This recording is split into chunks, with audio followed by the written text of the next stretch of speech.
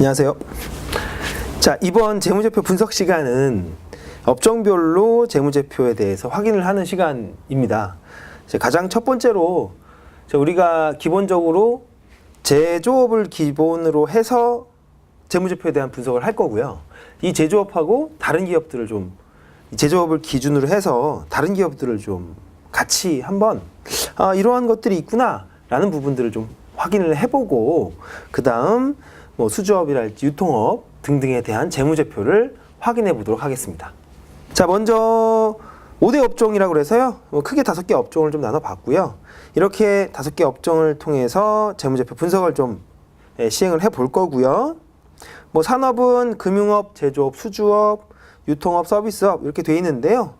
자, 금융업은 은행이나 증권, 보험사, 카드사나 리스사 같은 이러한 이제 특정 업종, 특정군의 업을 말하는 거고요. 제조업은 자동차, 우리가 아는 대부분의 회사들이 제조업이 있고요. 정보기술, 철강 및 금속, 유화, 의류 이런 것들 다 제조업입니다.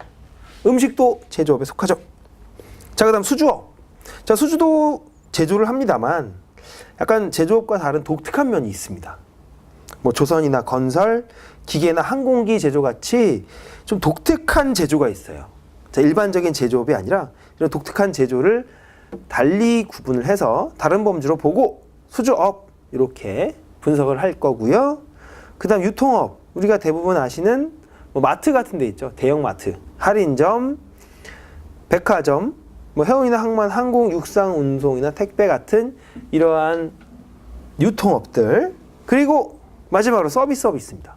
이 서비스업은 제조업, 수주업, 유통업 이런 것들과 달리 뭔가 눈에 보이는 무언가가 이동하지 않기 때문에 자, 이걸 확인해서 교육이나 뭐 저희 회계사들의 회계 서비스도 여기 서비스업에 되죠. 뭐 저도 서비스업 종사자의 일환으로 여러분께 교육 서비스를 제공하고 있는 거랑 다름이 없죠. 자, 그래서 이렇게 업종별로 좀 나누어서 볼 거고요. 뭐 대표 기업은 금융업부터 서비스업까지 한번 보시면 뭐 은행은 여러분이 아시는 대부분 은행업, 금융업에 해당이 될 거고요. 제조업은 뭐 우리가 대부분 아는 뭐 현대차나 삼성전자, 뭐 포스코 이런 데들 다 제조업입니다. 자, 수주업은 여러분들이 관심 가지면 좀 확인하실 수 있는 건설사, 뭐 이런 부분들이 수주업이 될 거고요. 유통업은 여러분 많이 아시는 뭐 신세계나 현대백화점 같은 경우들이 유통업에 해당이 되고요. 뭐 여기 롯데 그룹도 빠질 수 없겠죠. 그 다음 서비스업은 뭐 이런 뭐 게임사나 뭐 학원 이런 것들이 다 서비스업에 해당이 됩니다. 비즈니스 모델은 뭐 자금 중개를 하는 금융업, 그리고 제품 판매를 하는 제조업, 수주업도 제품을 팝니다. 근데 왜 달라? 달라요. 뭐 다른 부분들은 나중에 한번 같이 확인해 보시도록 하고요.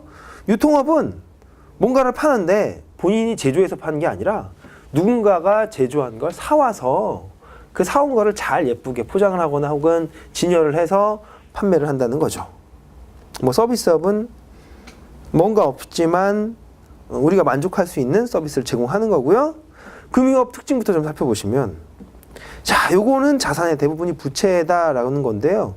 뭔 소리냐? 뭐 마치 외부로부터 자금 조달한 것처럼 자산이 구성되어 있습니다. 어떻게 되어 있냐면 우리가 예금을 하잖아요.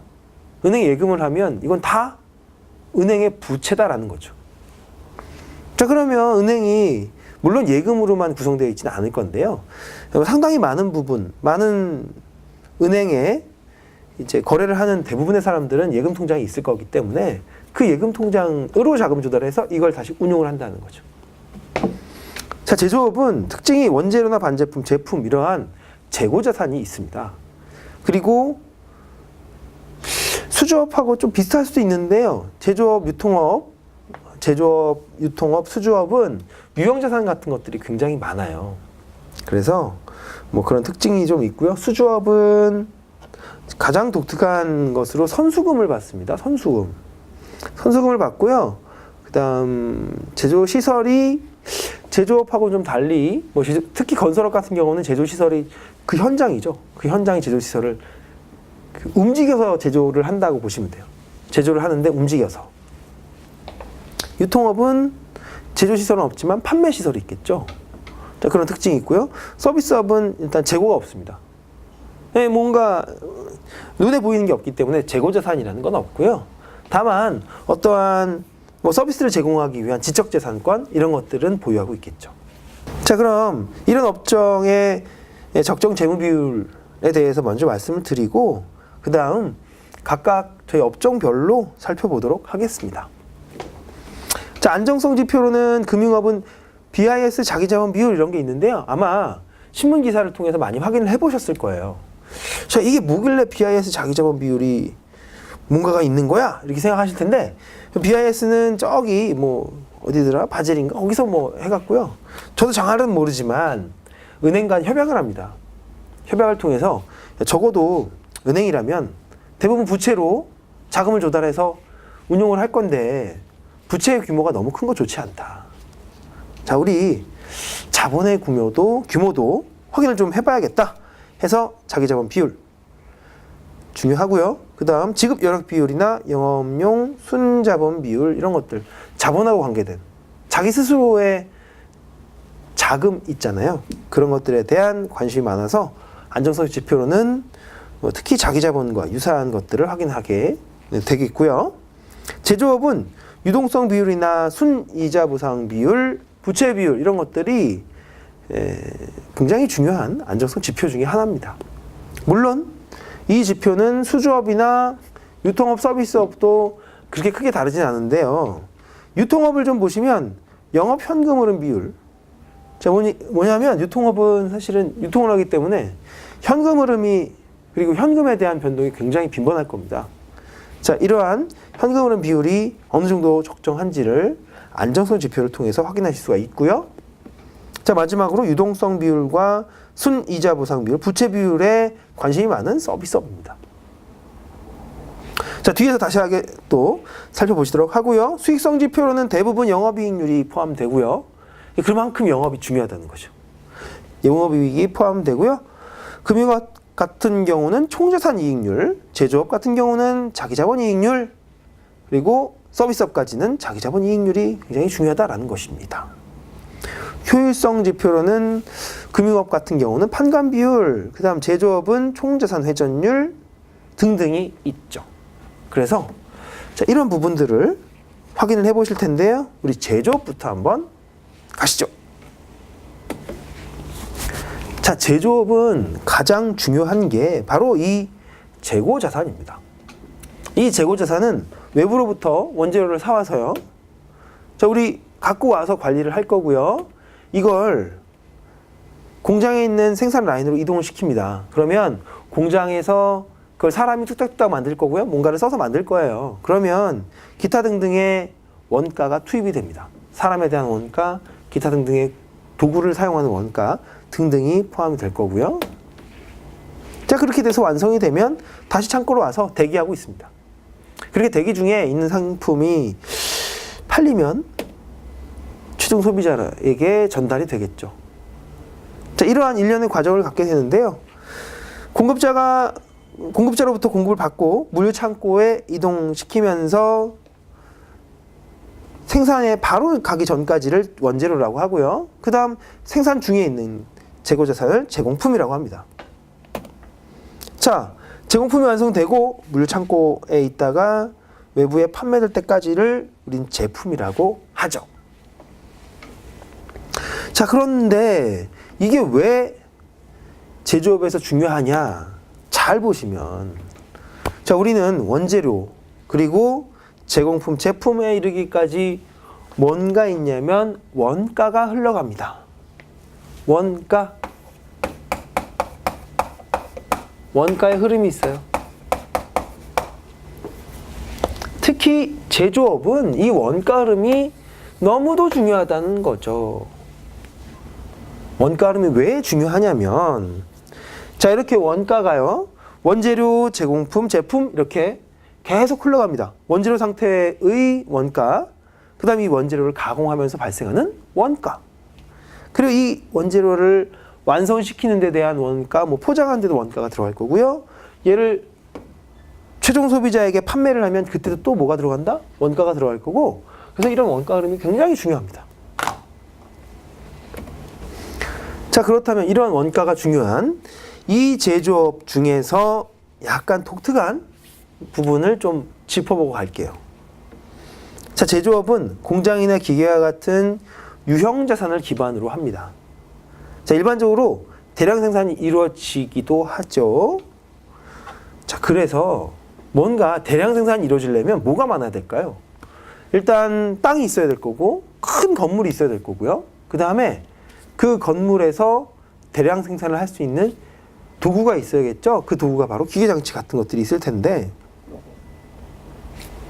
그러한 설비가 많은 게 일반 제조업의 특징입니다. 물론 설비가 없는 제조업도 있겠지만, 먼저 자, 그렇다면 변동비하고 고정비 이렇게 뚝 나와 있는데 여기에 대해서 좀 살펴보시고 가실게요. 자, 변동비하고 고정비는 이 원가의 흐름에 있어서, 원가의 흐름을 확인하는 데 있어서 특징을 갖는 원가를 이렇게 크게 두 개로 구분을 해 봤습니다. 어떤 거냐면, 일반적으로 변동비는 이렇게 조금씩 변하잖아요. 조업도라는 애가 이렇게 변합니다. 이 조업도는 뭐 한 개, 두 개 생산했다라고 생각하시면 돼요. 한 개 생산했더니 이만큼 들어요, 돈이. 자, 10원 들어요. 두 개 생산했대요. 그럼 20원 들어요. 세 개 생산했대요. 30원 들어요. 10개, 그럼 10개 생산했으면 얼마 들까요? 자, 이거 퀴즈. 얼마 들까요? 이거 맞추셨죠? 100원 정도 듭니다. 그러면 이게 예상이 되죠? 아, 이거 한 개 생산하면, 두 개 생산하면, 뭐 세 개 생산하면 30원. 이렇게 예상이 되는데, 자, 이런 것들을 이제 예상을 통해서 확인할 수 있는데요. 여기는 또 지금 그림을 보시면 단위당 원가는 동일하다는 거죠. 단위당 원가가 동일하다. 자, 한 단위 만들 때 10원, 두 번째 단위 만들 때 10원. 그러면 이 100단위 만들 때는 얼마다? 100원 들죠. 그럼 하나하나 만들 때마다 얼마큼 드냐면 10원씩 들고 이건 변하지 않겠다라는 거죠. 물론 변하는데요. 이렇게 가정을 해볼게요. 자, 고정비로 가보겠습니다. 고정비. 자, 변동비는 이렇게 총 원가가 변하는 거고요. 고정비는 총 원가가 변하지 않습니다. 뭔 소리야? 라고 하실 텐데요. 자, 예를 들어서, 자, 우리가 어떤 건물을 빌려요. 그 건물에서 100개를 만들어 보겠습니다. 근데 이 100개를 만드는 데 있어서 임차료는 월 임차료이기 때문에 정해져 있을 거예요. 월 얼마? 그럼 여기서 뭐 10개를 만들든 혹은 100개를 만들든 이 가격은, 이 금액은 변한다, 안 변한다? 안 변하죠. 그러면 이거 뭐야? 10개일 때도 똑같고 100개일 때도 똑같네 라는 거죠. 하지만 다른 게 있습니다. 뭐냐면 그림에서 보시는 것처럼, 저희 교재에서 보시는 것처럼 단위당 원가는 이 부분이 달라져요. 단위당 원가가 조금씩 낮아집니다. 10개 생산했을 때 예를 들어서 1,000원 들었다고 해볼게요. 100개 생산했을 때도 얼마다? 1,000원 들어요. 그러면 10개 생산했을 때 1,000원이면 개당 100원 들 거고요. 이 똑같은 비용으로 100개를 생산했다고 하면 요거는 개당 10원으로 바뀌겠죠. 자, 여기는 개당 100원, 여기는 개당 10원. 자, 이렇게 확 단위당 원가가 줄었죠. 이런 특징을 갖는 게 바로 고정비인데요. 제조업은 이렇게 변동비보다는 고정비가 조금 많아서 대량 생산하면 대량 생산할수록, 그럼 조업도가 커지면 커질수록 원가가 낮아진다라는 거죠. 자, 원가가 낮아지는 효과를 갖고 오게 됩니다. 자, 그러면 우리 제조업에서 원가가 왜 중요하냐? 바로 이 재고자산에 대한 원가 안분 때문에 그렇습니다. 뭐 이러한 원가도 있고요. 이렇게 변동원가도 있고 고정원가도 있을 텐데, 이런 것들이 재고자산을 통해서 어떻게 보여주고 있느냐? 먼저 기초재고하고 단기매입 되는 재고들이 있을 겁니다. 이렇게요. 뭐 하나둘씩 똑같다면 이러한 변동비의 성격을 가질 거고요. 그렇지 않고 뭐 100개를 갖고 오든 10개를 갖고 오든 동일하다라고 하면 이렇게 고정비의 성격을 갖고 있을 겁니다. 자, 기초재고하고 단기매입. 자, 이거 1단계라고 하는데, 기초재고와 단기매입 가액을 확정해서 이 확정한 걸 갖고요. 기말재고 가액을 확정하고 나머지를 매출원가로 표시를 합니다. 자, 이렇게 재고자산은 구성이 되어 있는데요. 이러한 재고자산은 기초재고 플러스 단기 매입, 이게 바로 매출원가와 기말재고자산으로 구분이 된다는 거죠. 자, 이렇게 재고자산과 관련된 회계처리의 핵심은요. 재고자산 특성상 회사의 보유 수량이 많고 거래가 빈번해서 개별적인 원가 추정이 불가능하고, 이 불가능한 거를 배분하는 데 있습니다. 자, 이 배분할 때 뭐를 알면 좋겠다? 우리 원가 구조를 알면 좋겠다라는 거죠. 자, 이러한 제조기업. 자, 이렇게 변동비가 다수 발생하는 데가 있고 고정비가 좀 큰 기업이 있는데요. 이게 특징이 있습니다. 변동비형 기업과 고정비형 기업은 뭐 제조기업뿐만 아니라 대부분 회사들이 여기 해당이 될 텐데요. 변동비형 기업이다 라고 하면 변동 비율이 높고 고정 비율이 낮다. 전체 원재료 혹은 전체 원가에서 차지하는 비중이 요 변동비가 큰 회사는 생산을 많이 하면 많이 할수록 원가가 더 많이 소비가 될 거고요. 반대로 고정비가 좀 크다라고 하면 이 고정비가 큰 기업은 변동 비율이 낮고 고정 비율이 높은데요. 생산을 많이 하면 많이 할수록 뭐다? 유리하다는 거죠. 하지만 이건 생산을 적게 하면 어떻게 될까요? 불리하겠죠. 자, 이게 사실은 한쪽의 장점은 이쪽의 단점이고요. 고정비의 장점은 변동비의 단점이 됩니다. 자, 그런데 제조업은 대부분 고정비가 크죠. 그래서 이 고정비형 기업의 특징을 갖게 되고요. 이런 고정비형 기업의 특징은 대량 생산이 유리한데요. 만약에 대량 생산을 해서 이게 팔리면 되지만 팔리지 않으면 어떻게 될까요? 자, 따라서 이러한 고정비형 기업은 불황이 오면 아주 직격탄을 맞습니다. 우리 1000개 생산해야 수지가 맞는데 이 정도 생산해야 우리가 이 원가를 커버하는데 이거 생산을 요만큼 하면 엄청 손해보는 거죠. 자, 그래서 이 고정비형 기업은 경기를 상당히 많이 탑니다. 변동비형 기업은 경기를 좀 덜 타고요. 이러한 특징이 있습니다. 자, 이렇게 고정비를 다수 발생하는 이러한 제조 기업의 특징 중에 하나가 바로 이 유형자산입니다. 이 유형자산이 크면 클수록 고정비의 규모도 커지죠. 자, 특히 여기 득이 되는 유형자산 이렇게 되어 있는데요. 자, 제조업은 유형자산의 비중이 크다라는 거고요. 자, 이러한 유형자산을 통해서 우리가 대량 생산을 하면 생산을 많이 하면 할수록 어떻게 된다? 단가가 떨어진다라는 거죠. 자, 그리고 이런 유형자산이 총 제조원가에서 고정비용이 해당이 되는데 제품 단위당 단가를 줄여주는 효과가 있습니다. 이런 것들을 전문 용어로 레버리지 효과라고 그래요. 지렛대. 자, 이렇게 지렛대 효과가 있다라고 하면 아무래도 투입되는 원가가 감소되니까 물건을 좀 싸게 팔 수 있는 여력이 생기는 거죠. 그럼 싸게 팔면 어떻게 된다? 사람들이 그동안 내가 너무 비싸서 못 샀던 거 싸니까 살 수 있겠죠. 그렇게 연결이 되고요. 자, 이게 독이 되는 유형자산이다라는 건데요.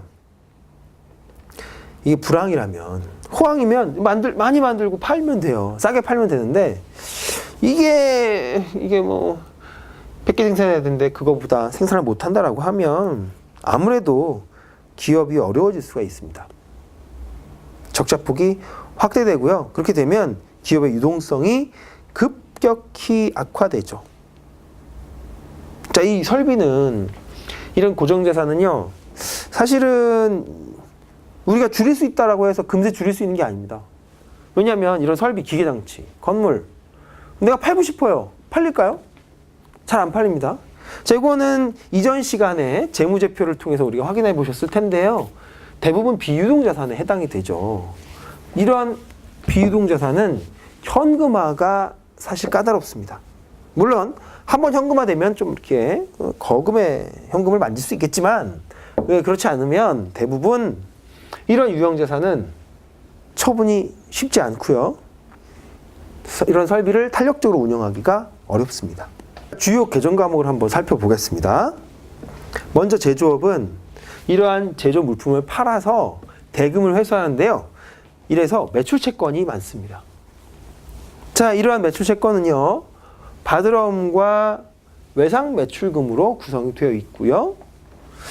자, 이게 외상으로 이루어지다 보니까 아무래도 그 거래처 관리를 좀 해주셔야겠죠. 뭐를 통해서요? 자, 바로 재무제표 분석을 통해서 하실 수 있다는 거죠. 물론 재무제표를 확보를 하셔야 된다는 전제가 깔려 있습니다. 자, 원칙적으로 6개월 이내로 하면 좋겠죠. 그리고 이게 6개월 이내라고 제가 말씀드리는 이유 중에 하나는 요게 그 공정거래법인가? 이쪽에 6개월을 넘어가면 이자를 주게 되어 있어요. 제가 정확하진 않은데, 그래서 적어도 연체는 하지 말자. 아니면 이자 주라라는 겁니다. 자, 그럼에도 불구하고 우리가 돈을 못 받았다라고 하면 요거는 대손으로 처리가 되고요. 대손 회계 처리가 될 거고, 미리 회수 가능 여부를 파악을 해서 회수가 안 되면 안 되는 걸로 보고를 하고, 되면 될 거다라고 보고를 하는 방법인 대손 회계 처리를 하게 됩니다. 자, 재고는 이렇게 되어 있습니다. 재고는 판매 목적으로 보유하는 자산이고, 대표적인 제조업의 특징이라는 거죠. 제조업인데 재고가 없으면 이 회사 망한 겁니다. 뭐 물건을 팔아서 돈을 버는데 팔 물건이 없다라는 거잖아요. 그 얘기는 뭐냐면 그거를 제조할 설비도 없을 가능성이 높습니다. 자, 그럼 재고가 가장 특징적인 재무상태표 계정이 될 텐데, 판매 목적으로 보유하는 자산이 바로 재고고요. 그 다음 상기업은 재고자산이 상품으로만 이루어져 있고요. 제조업은 원재료 제공품 제품으로 복잡하게 이루어져 있습니다. 자, 그리고 이러한 재고는 다음 기회 생산과 판매를 위해서 어느 정도는 보유하고 있어야 되고요. 그 다음 이런 재고가 특징이 뭐냐면 구체적인 업종에 따라서 진부화가 빠르게 진행될 수 있다라는 건데요. 예를 들어서 이 제조가 뭔가 빵을 제조해요. 1년씩 보관할 수 있을까요? 사실 힘듭니다. 뭔가 발효되는 걸 제조한다? 그러면 가능한 얘기인데요. 그게 아니라면 글쎄요, 이게 금방 진부화가 되겠죠. 따라서 이 재고는 뭐 만드는 것도 중요하고요, 보유하고 있는 것도 중요합니다. 자, 제조업이나 수조업은 원재료나 제공품, 반제품, 제품, 미착품 등이 있고요. 수조업도 마찬가지예요. 그 다음 서비스업, 금융업은 재고가 있을 리가 없습니다. 네. 그리고 유통업은 대부분 상품이 재고일 거고요. 본인이 스스로 만들진 않습니다. 자, 그 다음 당연히 매입 채무라는 게 있는데, 이 얘기는 뭐냐면 우리가 원재료를 확보하고 그 다음에 뭔가 수입해서 만들 거잖아요. 그러면 매입 채무는 외상 매입금과 지급업을 의미하게 되고요. 자, 이런 것들은 매수 채권과 달리 충당금 같은 계정이 사용되지 않습니다. 왜냐하면 이거 무조건 줘야 되는 거지, 내가 뭐 금방 안 주지 뭐 이렇게 하는 게 안 된다는 거죠. 자, 이자를 지급하지 않는 무이자 부채로 해당이 된다라는 것이고요. 현금으로 사는 것에 비해서 일시적으로 기업의 현금 흐름을 양호하게 해줍니다. 이거 일시적인 거예요. 나중에 갚으라 그러면 또 갚아야 돼요. 과다하더라도 기업이 정상적인 영업을 활동이 있다면 사실 큰 문제가 되진 않는데, 과다하면, 모든 계정은 과다하면 문제가 생깁니다. 자, 그럼 손익계산서는 어떤 것들이 있느냐? 먼저 매출액인데요.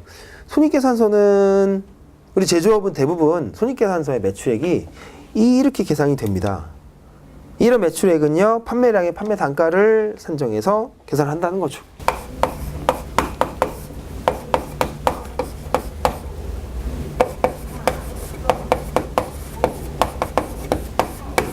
자, 우리 손익계산서가 매출원가로 구성이 되어 있는데, 이런 매출은요 대부분 이렇게 팔리겠죠. 수량 곱하기 단가, 몇 개가 얼마에 팔렸구나, 이렇게 표시를 하고요. 매출원가 마찬가지겠죠. 몇 개가 이런 수량이 곱하기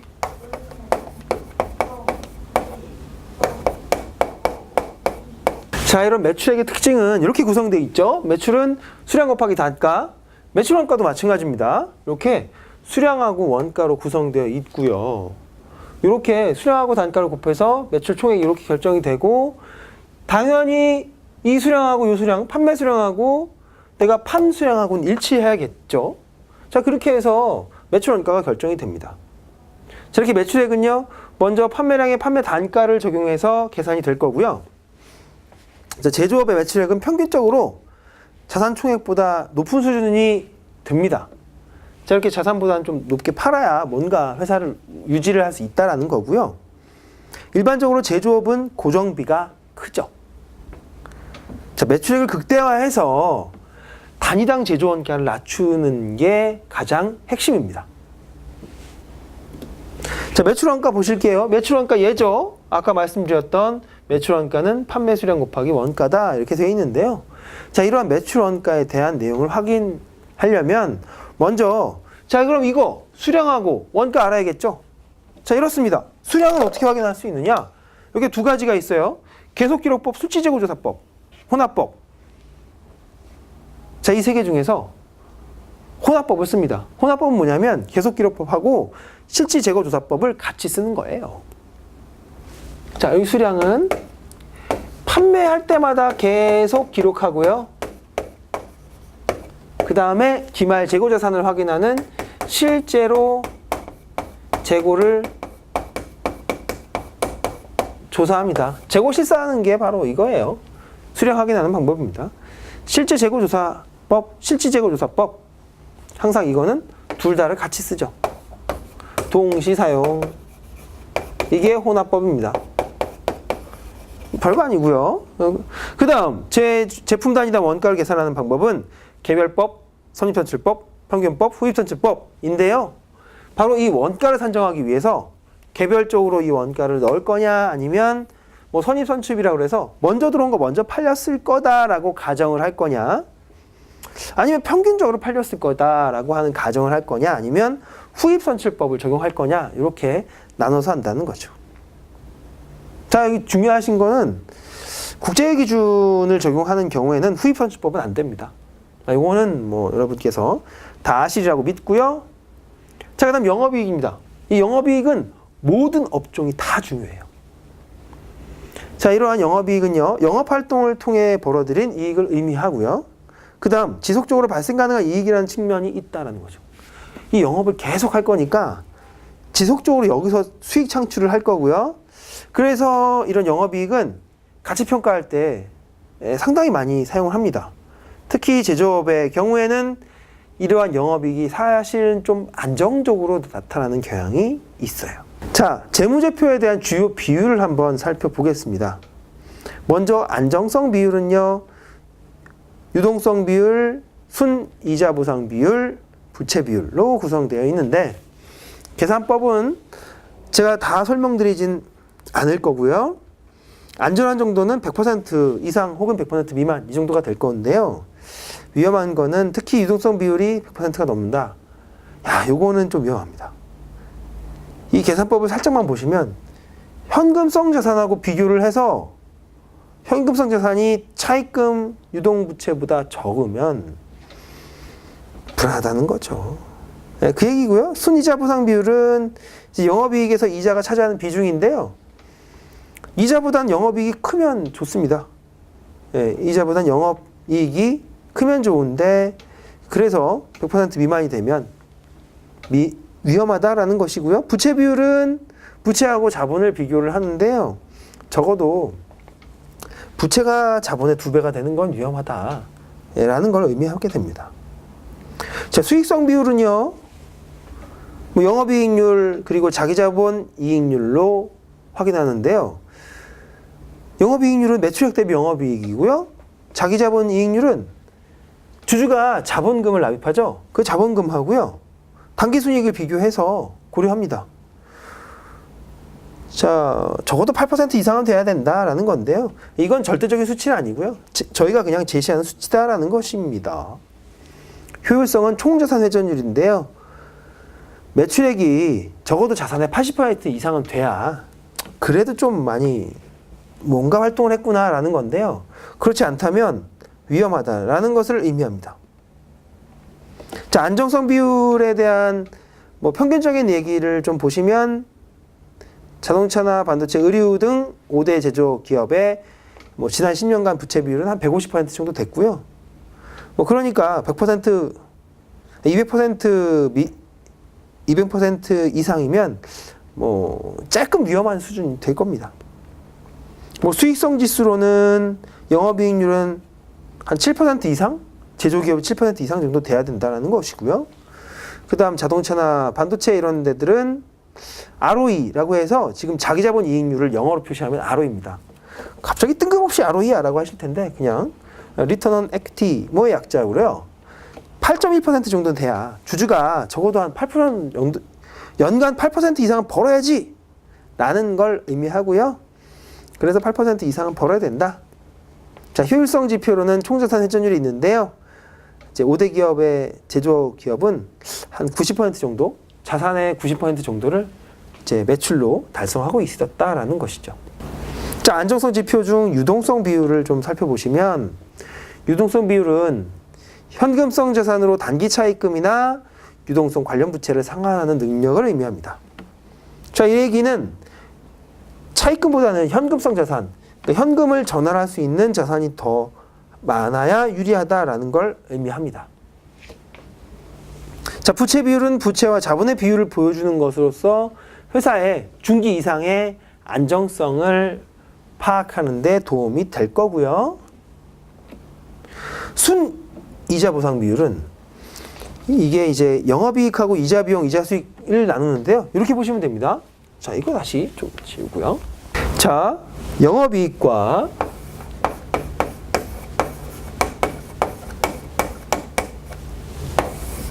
이자 이렇게 됩니다. 자, 여기는 순이자라고 그래서요. 이자 수익에서 이자 지급한 거를 차감해서 계산을 하는데 이거죠. 이건 이자 비용. 이렇게 그냥 비용 빼기 수익이라고 할게요.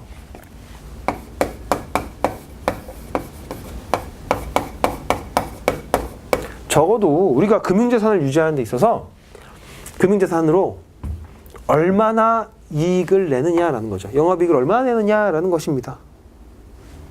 영업이익 얼마나 내느냐? 이만큼은 내자. 자, 이런 거죠. 자, 제조업의 경우에는 이제 설비 투자가 많아집니다. 그러면 뭐 필연적으로 자금 조달을 좀 많이 해야 되는데요.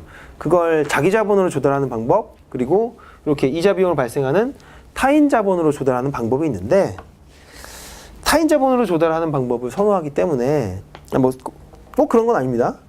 뭐 타인 자본으로 조달하는 걸 뭐 그래도 좀 좋아해요. 기존 주주들은 본인이 돈을 더 많이 벌어야 된다고 생각하기 때문에 그 차입금에 대한 것들에 대해서 굉장히 민감하죠. 왜냐하면 자금을 대여하는 쪽의 입장에서는 차입금 투자를 통해서 하는데 얘가 돈을 못 벌어요. 영업이익을 실현하지 않으면 빨리 회수를 해야 될지를 결정해야 되거든요.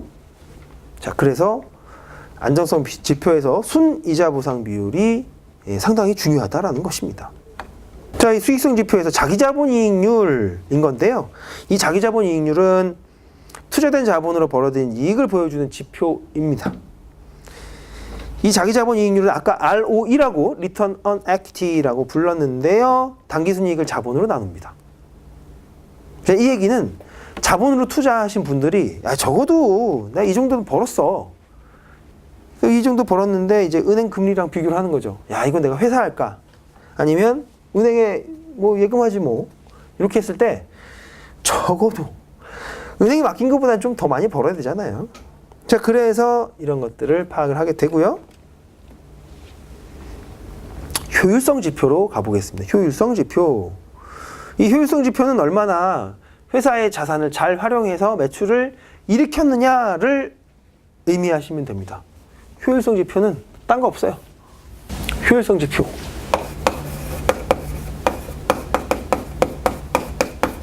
뭔가 효율적이다라는 건요. 나의 자원을 잘 활용해서 그걸 만들게 하면 됩니다. 나의 자원을 잘 활용하는데 그 자원이 대부분 자산일 거예요. 이 자산을 활용한다? 그럼 매출이 일어났을 거고요. 자, 매출이 일어나는데 그걸 내가 갖고 있는 자원, 그러니까 자산이겠죠.